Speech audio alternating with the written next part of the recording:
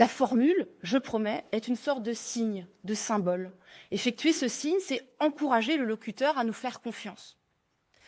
De manière éclairante, Hume établit un parallèle avec les formules prononcées à l'Église au moment de la transsubstantiation, d'une ordination ou d'un baptême.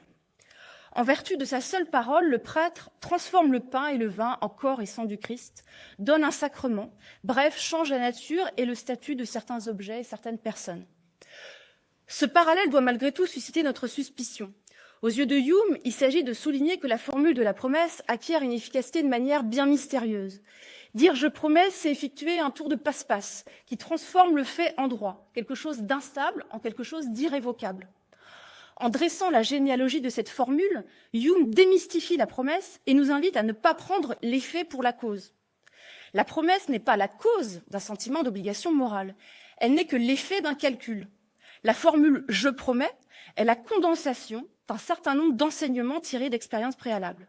Mais en elle-même, elle ne fait rien. Elle n'agit comme une promesse que parce que tout le monde décide de la regarder comme une promesse.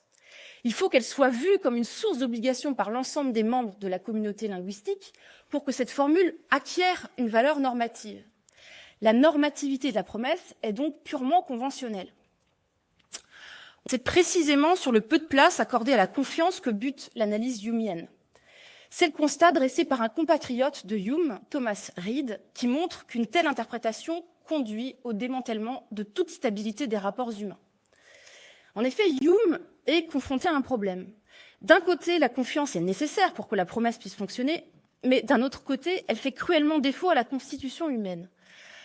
Alors, il semble que, quelle que soit la manière dont nous essayons de combler ce manque par des formules et des incitations, cette ersatz de confiance n'en aura jamais l'efficacité.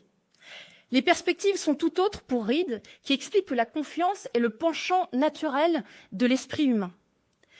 Reid établit des liens éclairants entre la confiance que nous accordons à celui qui promet quelque chose et la confiance que nous accordons à celui qui transmet des témoignages, comme lorsque nous écoutons quelqu'un qui, revenant du Japon, nous raconte ce qu'il a vu.